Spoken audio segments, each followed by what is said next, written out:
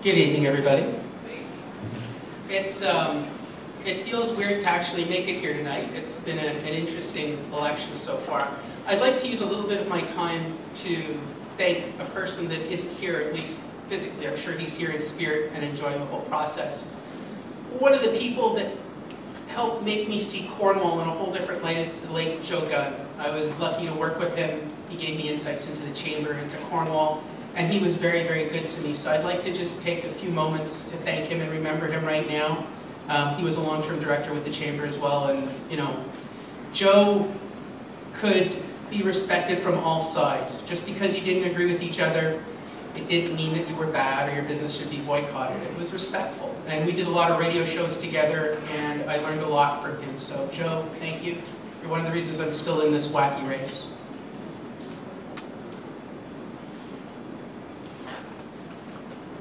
This election has been something that I have never seen in my life. The amount of vitriol, the amount of lying, the mistreatment I've seen people have, the media abuse, the fact that hardly enough people even know about this election. It isn't getting talked about enough. And it's hinky. It's an issue where our community, this election more than any election in decades, is really going to decide the future of our city. The waterfront is what it's all about. Waterfront, waterfront, waterfront. And right now we have secret negotiations going on, no consultation with the public, and decisions that are being made or will be made that will affect this community far after most of the senior citizens on our current council are long gone. And that frightens me as a resident of Cornwall and someone that's built a business in Cornwall and has chosen to live in Cornwall instead of other communities. It's not what we're going to promise you. I'm sure there are a bunch of you sitting in these chairs tonight that were here 4 years ago at the last election. Every election the candidates tell you everything's great and we're going to do this and we're going to lower taxes, and somehow it rarely ever gets done. It's up to the public to make a choice on October 27th for real change. Listen to what the candidates say, but really sift through it. Ask them questions. Because there's been some ugly stuff that's gone on, and we really need to change this community for the better, and to make change and to make Cornwall better. Thank you.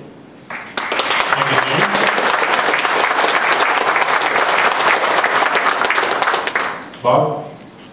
Thank you, Dan. Bonsoir tout le monde. Good evening, everyone.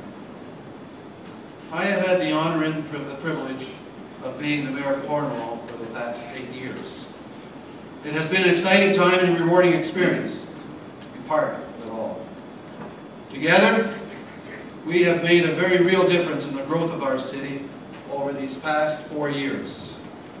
Major projects like the Benson Center and the wastewater treatment plant speak to our vision and commitment to improve the lives of our residents. City Council, on behalf of the community, has been an integral partner for initiatives like the redevelopment of the Cornwall Community Hospital, the redevelopment of St. Lawrence College, and the addition of Hospice Cornwall by making strategic financial investments to improve the quality of life of our citizens. The city has seen a remarkable period of investment and development over the past several years. We have welcomed Target and Shoppers Drug Mart, who have provided good jobs for hundreds in our community. The city helped make this investment possible by planning for growth and building roads when necessary. We have seen major investments in retail with new commercial plazas like Smart Centers, Goldmanco, Villeroy, and Hardin.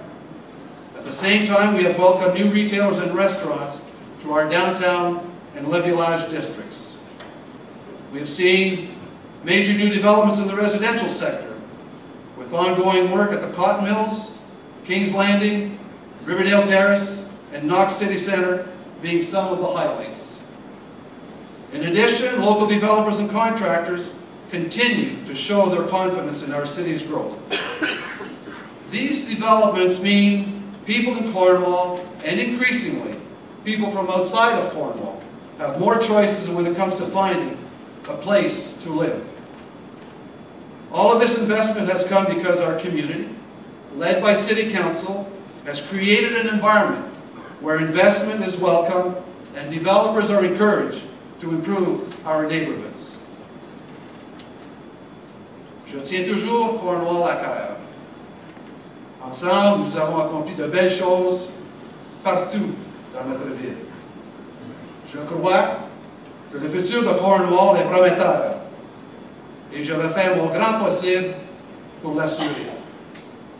Cornwall's future is burning bright, and I want to continue to bring my steady, respectful leadership to the council table to the benefit of all our residents.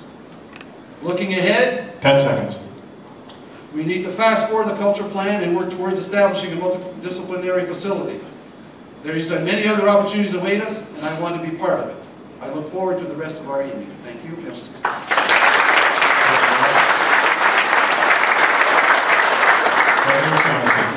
Thank you. Good evening. Over the past weekend, and as early as this morning, I've received an unusually high number of phone calls and emails in regards to my health. After missing a debate on October 9th, it was reported by local media that I was absent because of illness. But what they failed to say, it was a cold.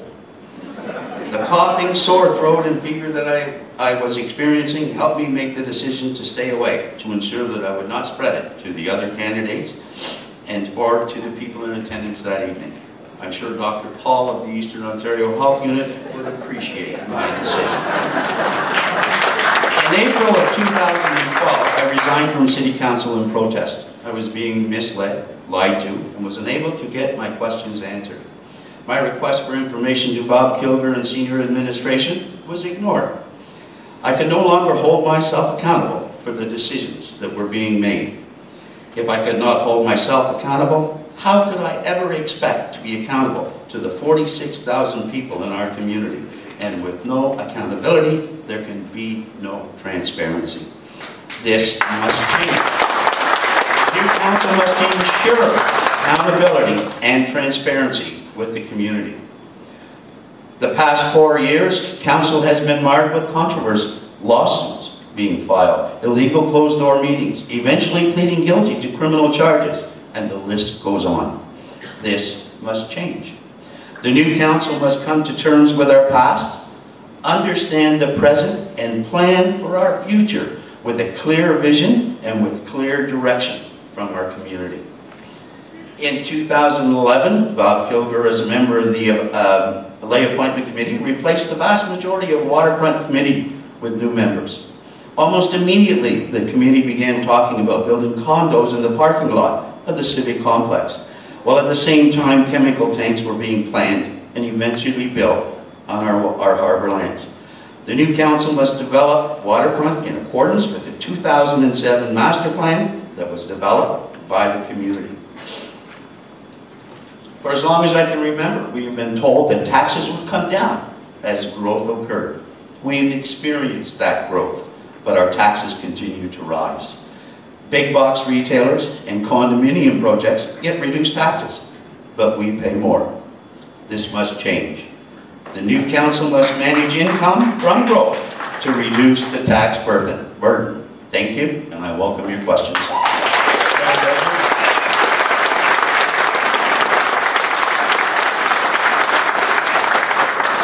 Just a quick reminder, gentlemen, I'll be asking a series of questions. You'll each have 1 minute to respond, and then we'll open the floor for a couple of minutes of debate, okay? First question. There are resources in Cornwall that small businesses can tap into for assistance. Despite these programs, there remains the concern municipal red tape is hampering entrepreneurs and business startups. What would you do to create a more user-friendly process? And we'll begin this time with Mr. Kilger.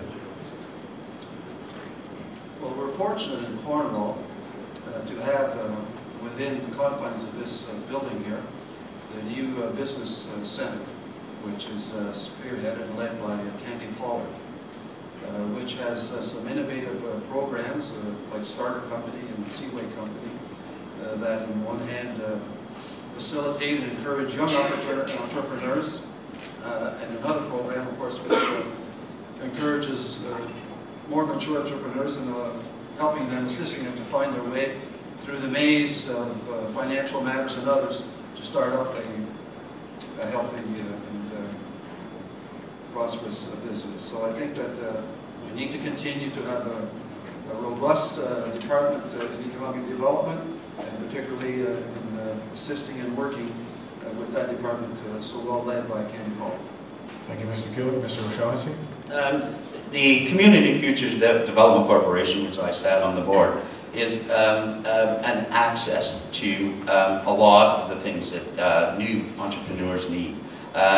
They are looking now at starting mentorship programs. Okay? Everybody knows and everybody thinks, well, I want to be in business, but just don't know exactly how to get there. They will assist in building a business plan. And I think that the more work that can be done before the entrepreneur goes out into looking for a building and opening up shop, it is these mentorship programs that can really benefit them. These are not provided through the Innovative Business Center. Thank you, Mr. O'Shaughnessy. Mr. Gilcig? I think the big problem is the actual implementation of our staff. There are some issues that have occurred recently. I see Larry Silva in the back, owner of the Port Theatre. His family have done a great job. They have gone through hoops to get a liquor permit, not from the alcohol people, but from the city. And other restaurants I've seen were told they had to change their staircases. There's interpretations that go against common sense. And we need to either educate our bylaw people or add more to their people to the role, or we need to change some people. Sometimes you don't have to change the rules or put in a program, you just have to make things work properly. Thank you.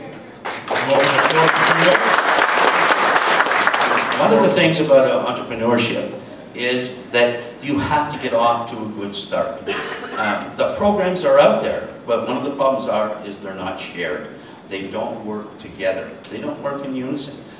Community Business Development Corporation, the Innovative Center, the City of Cornwall's Economic Development Department. When an entrepreneur comes in, I just don't think that they're getting the, they're told one thing by one thing, but then there's nothing that brings it all together so that they can follow in the way of a plan. As someone that started 2 businesses here in Cornwall, one of them kind of successful, I can tell you that about all I've ever received from these offices are pamphlets.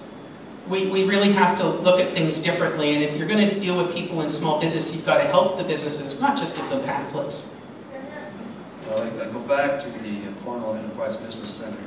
I think that it continues to serve the community well, and if you look at the programs and the accomplishments that have resulted from the time and investment that has been made with these young entrepreneurs, or more mature entrepreneurs, the Enterprise Center is really the vehicle that assists them to work through that maze of all the needs, the business, the studies that have to be done, the financial impact studies that have to be done, and of course to approach the right financial institutions who might lend financial support to those new thriving entrepreneurs. And so I continue to believe that the Cornwall Enterprise Business Center continues to be a major vehicle, the most important vehicle for young entrepreneurs in Cornwall. I think, Bob, one of the things is that directing young entrepreneurs to regular financial institutions doesn't really cut it anymore because of the stringent regulations that they have. The Community Futures Development Corporation is the last source for funding. They only fund if you cannot get the money in the bank. It has to be promoted more within our community. Gentlemen, we're going to have to leave this one here and move on to the next question. While there is growth in Cornwall's business sector, it has been suggested the Economic Development Department could benefit from input from current local businesses to identify what businesses and industries they see as favorable to greater growth. What are your thoughts on this initiative, and what are some of your platform plans for more economic growth here? We begin with Mr. O'Shaughnessy. As far as economic growth goes, economic growth comes from the private sector. When business come in, they set up.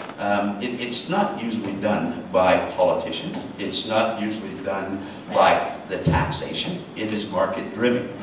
Everything that occurs, any new business that opens, the new superstore for Walmart or whatever, it didn't come here because of 46,000 people in the city of Cornwall. It came because of a greater population of 100,000. And the market drove that need, not politicians and not taxation or anything else. So I think when you're talking about the Economic Development Department playing a bigger role, they do play a good role. Now, They are prepared when corporations or businesses, manufacturers, logistics centers come to Cornwall, and I think that they do a fair job. Thank you, Mr. O'Shaughnessy. Mr. Gilcig? You know, I look at that question and I'm not quite sure we've really grown that much in the last 4 years business-wise. We've lost, we've gained. I was in Brockville today, going there with a friend. She had a doctor appointment, and for some reason we didn't have this doctor in our community, even though we're twice the size. They had superstores there over 10 years ago. Why does a city half our size have so much larger an economy? The economic development team have one of the biggest line budgets. It's time to review that department and make positive changes. Thank you. Thank you, Mr. Gilcig. Mr. Kilger? Dan, I believe that we have a very strong economic development department, and we need to maintain a robust marketing to continue to grow our city and to give Mark Bull and Bob Peters, our economic development team, the tools they need to achieve the goals that we set for ourselves, for our community. And the greatest need, of course, in economic development is having an inventory of service land, so that when someone comes knocking at your door, you in fact have the land available to in fact establish that new company, that whether it's logistics or otherwise, in a very timely fashion. And so I think the other strength we have is we've continued to grow our economy, continue to diversify it, which has been a great asset for our community. Gentlemen, the floor is open for 2 minutes. Well, on economic development, you know, we don't need to look any further. I mean, let's take the logistics sector. Walmart has come to our community. More recently, Shoppers Drug Mart, and again, more recently yet, Target. But the one company also that's out there right now is Loblaws. Loblaws presently owns 120 acres in our business park. And we need, in the next 12 months, to close that deal, because it represents a sizable revenue for the city, but most important of all, it represents 200, 300, 400 new jobs. And obviously we know from time to time that some manufacturers, some businesses make business decisions that are negative towards some of our local residents and workers. And so we need to replace that employment. And certainly Loblaws presents a tremendous opportunity for our community. And I would like to be there to close that deal. Bob, you had indicated as far as closing the deal, do they not already own the land? They have an option. They own the land, and we negotiated an extension of that agreement. Of 3 years. And but they have an extension of 3 years? They have until December of 2015 to begin to put a building on site. And so the next 12 months in the Loblaws file are critical to the growth of our city and our business park. Isn't it time to stop selling Cornwall cheap? You know, you talk about the amount of land that just went to Loblaws, and the city just went out and had to buy more acres.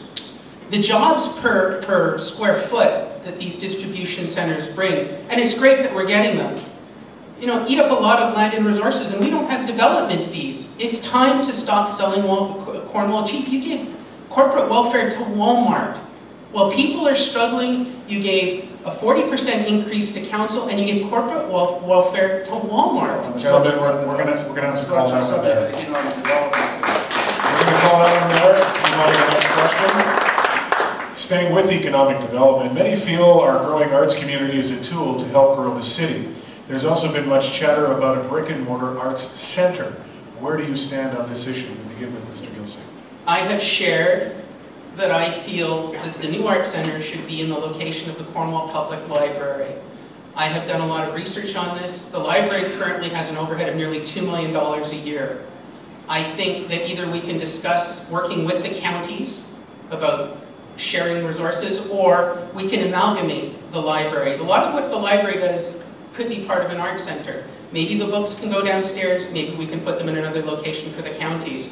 But I can't see supporting another near $2 million in overhead for an art center in our current economy and in this city, especially with the overall lack of support for the arts from the community. Thank you. Mr. Kilger? I'm more convinced that there is support in our community for art and culture. And we've done a tremendous amount of work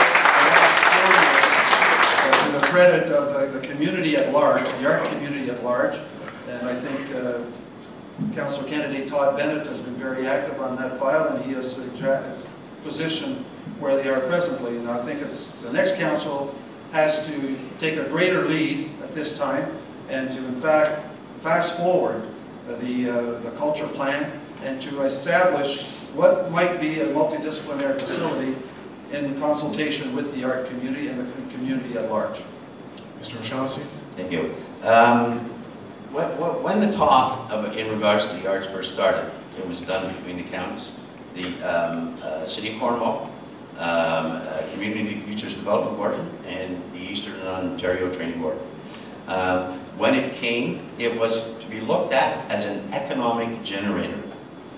It is that economic generator that has now, from the mapping, that has now brought us to the point where they're doing a needs study. I think before anybody should really be commenting on whether or not you need an art center or how big it's going to be or where it's going to be, we have to see the results of the needs study. Right now, we are utilizing at the college, Altspell Theatre. So we do have, and we are involved. We have the Cornwall Regional Art Gallery, so we are involved. But I think before we start making big plans, we should just wait and see what the results of the needs study are. Gentlemen, the floor is open. I think instead of spending money on reports and studies and giving salaries to bureaucrats, that we should put money in the hands of artists if we actually are serious about supporting the arts in Cornwall. An art center is just a building. Giving out 2-year contracts and cultural mapping and all this other stuff, it's good fodder for bureaucrats to talk about, maybe get some more funding. So far, the arts in Cornwall are not an economic engine, but they are sucking out a lot of government monies. We need to do better. I'd like to go back to a comment earlier made by my colleague, Mr. Gilcig, at the library, if I may. I want to be very clear. I support the Cornwall Public Library as it stands today and all that it was. And insofar as studies, we've got a little bit more homework to do. But there's been plenty of studies. I think for the Art Center, for the art community, for the economic development benefit of our community, it's time to take action on the culture plan. One of the things that is mentioned by Jamie, in regard to spending the money on consultants. First of all, if the work that is done in the planning stage is not been done by an independent consultant, the ministry doesn't fund it. Or they will tell you before we fund it, go and get a consultant's report that is independent. That's what's being done. Let's wait for the needs study to be completed and then let's look at it. I don't think that there's any doubt there is a sizable portion of the population that do want to look at it, but I'm sure they're concerned about cost too. One of the reasons our tax bills are where they are right now is the exact thinking that Mayor Kilger just shared. The square footage that right now are housing the books on the first floor, and I support libraries, I'm a writer, could be better used. And we need to better use our resources in this town or else our taxes will keep going up and up and up. Thank you, gentlemen. We'll call that one there and move on to the next question. We've heard it a few times already this evening from our council candidates, but youth leaving the city to pursue higher education and not returning is still a concern. What would you do to entice more of them to consider coming back home following their studies? We begin with Mr. Kilger. Well, I think we're fortunate if we look what's happened in the recent past. Some more, an increasing number of young adults have returned to our community to pursue their career interests, whether it's in a family business or whether it's on the professional side of things. I think it's a very healthy sign to see these young people come back to our community. I mean, on the retention side, it continues to be very challenging for all small communities, but certainly the asset that we have in St. Lawrence College Environmental Institute are critical building blocks. The prospect of having a University of Cornwall brings a tremendous amount of new accessibility opportunities for young students to pursue their post-secondary education. And I think, in one word, more education, more opportunity. Mr. O'Shaughnessy. Thank you. I can't speak for other children in the community, I can speak for my own children. Both my daughters attended Ottawa University. And I'll be honest with you, if there was a university in Cornwall, they still would have went to Ottawa. To get away from their parents. That's the spreading of the wings, and that's exactly what they went through. Both of them returned to Cornwall. One is working in Cornwall. The other was transported to our commuting to Ottawa and worked for Corrections Canada. But her partner is a country boy, and they have just bought a house in Finch. But I tried to keep her in Cornwall. But then again, is that youth are going to move. What do they come back to Cornwall for? You know, we do have good jobs in Cornwall, but they're all taken. We don't have a wide enough vision to realize that our economic development... Thank you. Mr. Gilcig? The issue isn't just youth retention, it's talent retention. I sadly have seen 4 or 5 friends, 6 friends, leave Cornwall in the past year, and I know more are leaving. And they range in ages from young people to seniors.